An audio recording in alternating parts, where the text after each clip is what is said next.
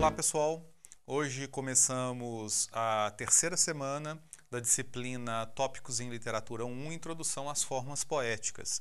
E hoje, como nas semanas anteriores, nós vamos trabalhar com mais um elemento estrutural fundamental do poema, e que está relacionado à estrofe, portanto, vamos falar da estrofação. Vamos lá? Quando nós falamos em estrofação, nós estamos remetendo ao que nós podemos chamar de uma arquitetura do poema, ou seja, daquilo que nós podemos definir como uma dimensão estrutural do poema. E estruturalmente, nós podemos dizer que o poema se assenta sobre três elementos primordiais: o verso, a estrofe e o próprio poema como uma unidade arquitetônica, né, que se organiza a partir de certas leis, de certas normas, de certos parâmetros definidos pelo poeta, né? A mesma coisa se aplica à estrofe como uma unidade menor que o poema como um todo, e ao verso como uma unidade menor à estrofe, que vem compor justamente estruturalmente também a estrofe. Bem, essa arquitetura do poema, ela vai ser condicionada, ela vai ser definida historicamente, né, por diferentes fatores. Vários fatores vão determinar, né, a estrutura, a forma de organização, a dimensão e a natureza das estrofes que vão constituir os poemas universalmente falando, né, desde as comunidades, desde os povos primitivos, das manifestações poéticas ligadas ao canto, né, de fundo laico ou religioso, quanto uma produção poética mais atualizada, né, num sentido mais de poesia, de literatura, como arte, como nós conhecemos já há alguns séculos, tá? Bem, esses elementos, né, nós podemos enumerá-los e destacá-los principalmente, como a gente pode ver nessa lista aqui. A sensibilidade e o gosto de diferentes povos e de diferentes artistas. Então, o gosto pessoal ou a sensibilidade coletiva de uma comunidade vão definir, vão interferir nessa arquitetura, nessa estrutura que o poema terá. A busca por inovações artísticas, né, por inovações formais, por novidades, né, estruturais para o poema, que vão caracterizar vários poetas e várias obras ao longo da nossa tradição literária, né? Então isso vai influenciar também nessa arquitetura. A influência de outras culturas, a partir do momento que a gente tem um choque cultural, uma inter-relação entre culturas diferentes, uma cultura influencia e determina a outra dentro do campo da literatura, da poesia, do canto, como nós estamos falando aqui. Então essa influência pode deixar marcas na dimensão arquitetônica da poesia, do poema. A natureza do conteúdo poético, né? Poemas de natureza, de temática diferente, tendem a apresentar também estruturas diferentes, como a gente vai poder ver um pouco à frente aqui ao comparar um poema épico com um poema lírico, né? A natureza narrativa do primeiro vai favorecer o aparecimento de certas características que de repente nem sempre a gente vai encontrar no segundo. A disposição e organização das ideias, né? Ora, a estrutura arquitetônica do poema muitas vezes vai estar justamente interligada ou relacionada à organização das ideias, né? A estrofe, o verso permitem, de certa maneira, justapor, né, ideias afins, separar ideias contrárias, ou, muitas vezes, num jogo antitético, justapor ideias contrárias. Isto, esses elementos arquitetônicos estruturais do poema vão se prestar também a essa disposição e organização. Logo, a questão relacionada às ideias, aos conteúdos, vão influenciar a arquitetura, a estrutura do poema. As condições cênicas de representação, como nós temos visto, o canto, o poema, tradicionalmente estão muito próximos, estão ligados à dimensão da música, do teatro, da dança, né? E em função da organização desse espaço, né, muitas vezes de um espaço cênico na música, principalmente no teatro e na dança, os versos podem estar estruturados, organizados em função disso, e às vezes também com uma estrutura relacionada ao que nós podemos chamar de uma numeração mágica. Nós temos visto também nas nossas aulas, na nossa bibliografia, né, como existe uma proximidade muito grande entre o canto primitivo, a poesia primitiva e cerimônias religiosas, folclóricas ligado ao encantamento, à magia, e muitas vezes essas concepções mágicas, encantatórias, vão ser aplicadas na organização, na estruturação, na arquitetura do poema. Esta organização do poema em versos e em estrofes, ela é tradicionalmente derivada da música, como nos indicam diferentes obras de antigos gramáticos gregos e alexandrinos, que, a partir do estudo dos ritmos, buscaram uma espécie de organização derivada desses estudos para os poemas, para os versos, para o canto, de maneira geral. Então, mais uma vez, temos essa proximidade, essa relação sendo reforçada, inclusive pela dimensão rítmica, repetitiva, que nós insistentemente temos visto e temos destacado nas nossas aulas sobre esses elementos fundamentais do poema.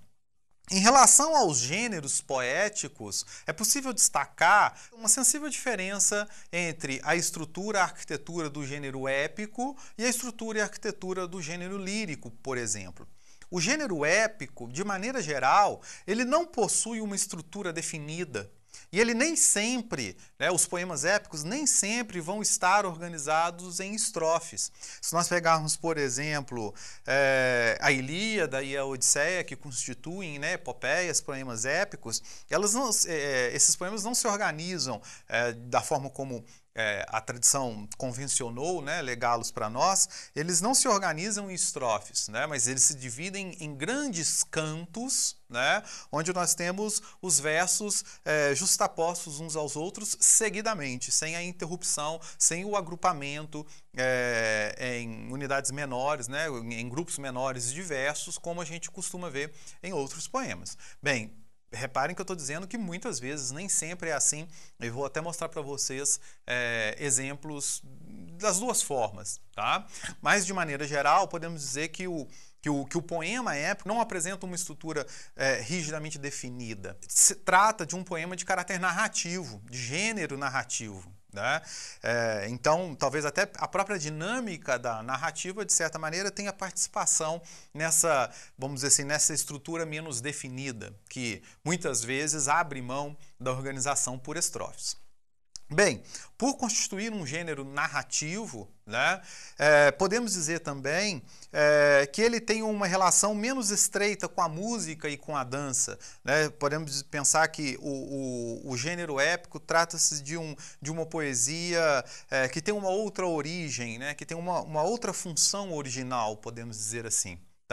Então, nesse sentido, justamente por estar, de certa maneira, menos comprometida com a música e com a dança, nós vamos encontrar nessa poesia, ou podemos apontar nessa poesia, uma menor relevância dos elementos rítmicos e repetitivos, o que justifica o que nós estamos mencionando aqui, desse tipo de poema apresentar uma estrutura menos definida, e de muitas vezes ele abrir mão, por exemplo, da estrofe, que constitui exatamente um elemento rítmico associado à questão da repetição e, de certa maneira, derivado, como nós estamos vendo, da música, da dança e do canto.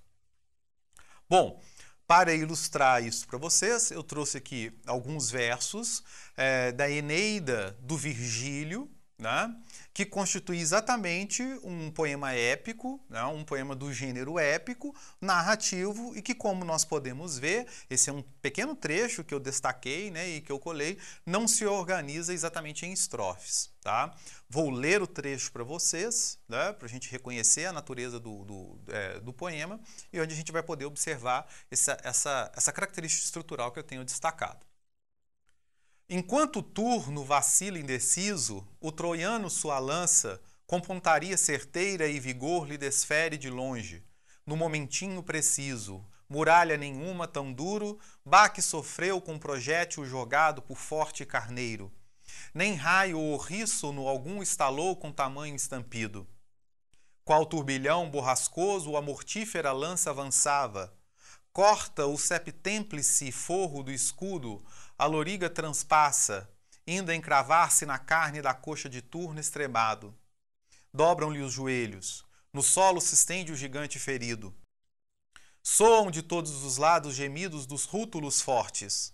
O monte perto estremece e nos bosques os ecos regolgam.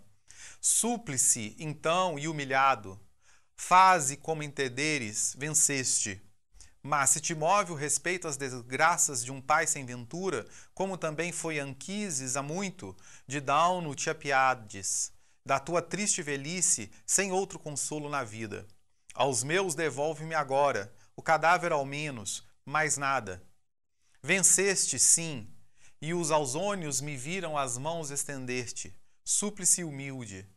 Lavínia pertence-te, é tua, não queiras levar avante tanto ódio. Deteve-se Enéas um pouco, os olhos volve para o alto. A direita reprime indeciso, e já se achava algum tanto abalado com aquelas palavras do morituro guerreiro. Mas nisso conteve-se. No alto do ombro fulgiu o talim conhecido do jovem Palante, bem como o cinto bordado que Turno lhe havia tirado, quando acabou de matá-lo, no chão, já vencido e indefeso. Nem bem Enéas à vista pousara naqueles despojos, ocasião de tormento indizível, explode em terrível acusação. Como? Falas em vivo escapar quando vejo que te enfeitaste com as armas dos meus? Quem te mola é Palante, pelo meu braço. Palante, e em teu sangue se banha execrável. Assim falando, enterrou sua espada no peito de Turno, sempre ardoroso.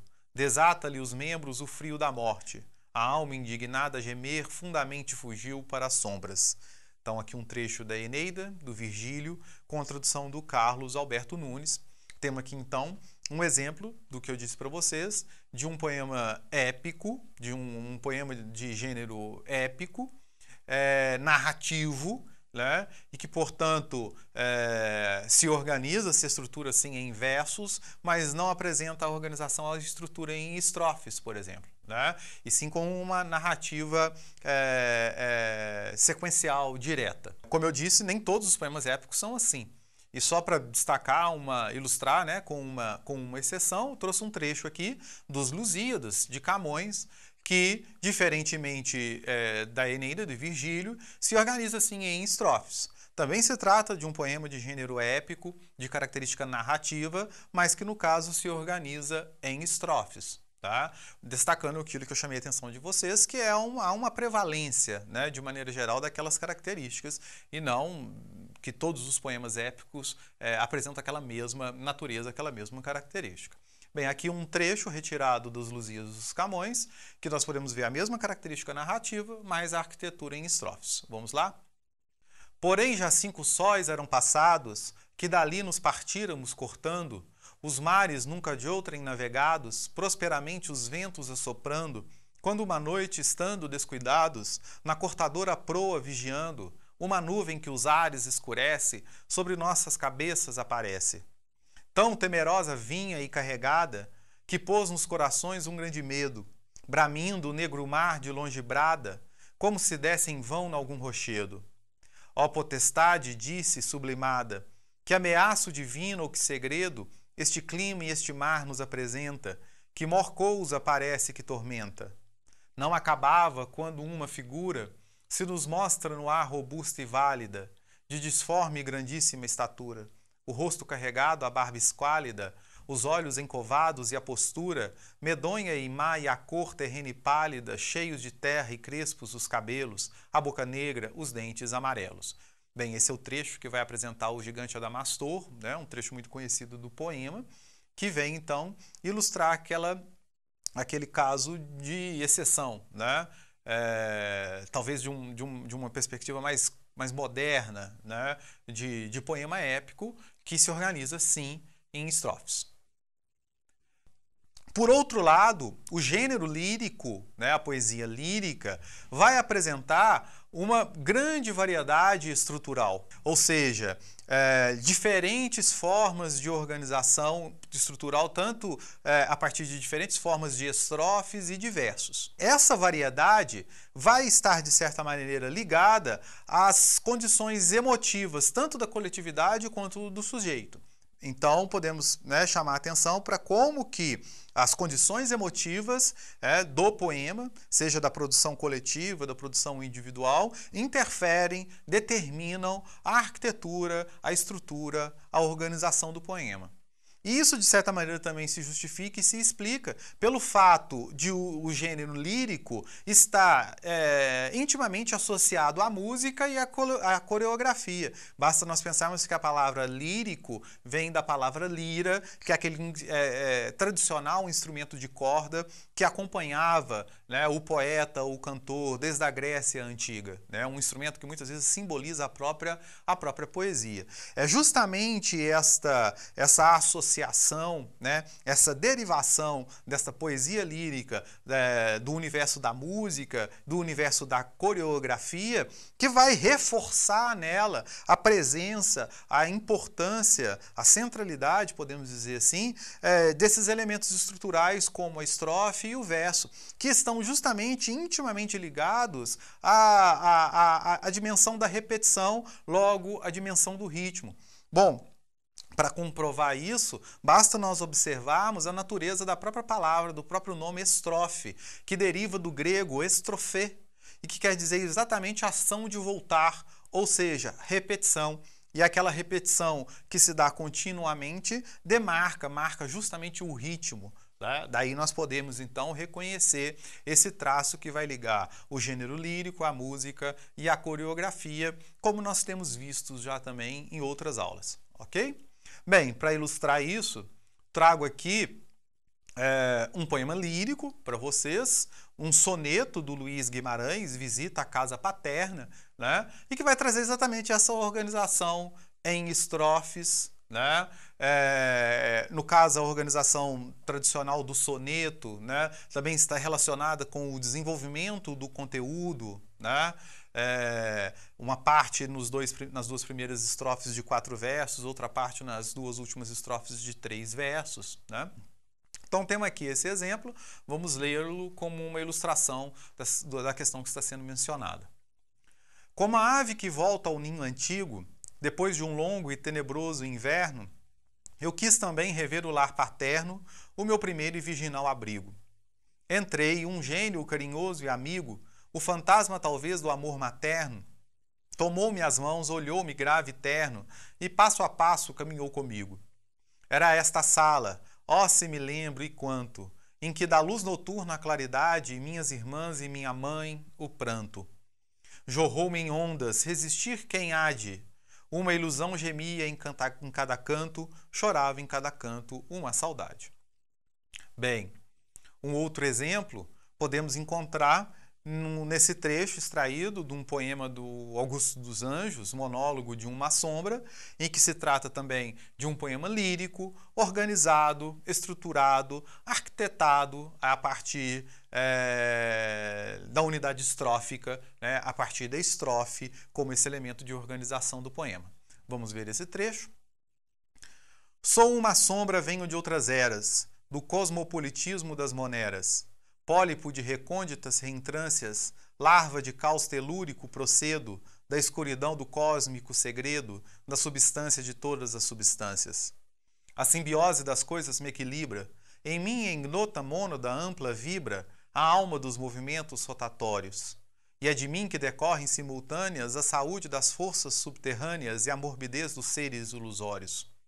Pairando acima dos mundanos tetos, não conheço o ascendente das senectos, esta universitária sanguessuga que produz sem dispêndio algum de vírus o amarelecimento dos papiros e a miséria anatômica da ruga.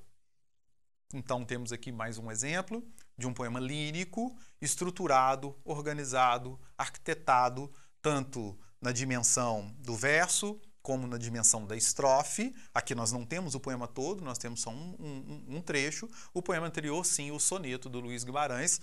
Ali a gente pode ver as 3 dimensões, o verso, a estrofe e o poema como um edifício, né, arquitetado, né, um objeto estruturalmente concebido em todas as suas diferentes unidades. Ok? Mais uma vez, reforço para vocês as referências bibliográficas da nossa disciplina. Essa foi a 3ª aula. Espero que essa aula tenha sido útil para os estudos de vocês e que vocês não se esqueçam de consultar, de ler, de estudar a bibliografia indicada. Bons estudos e até mais!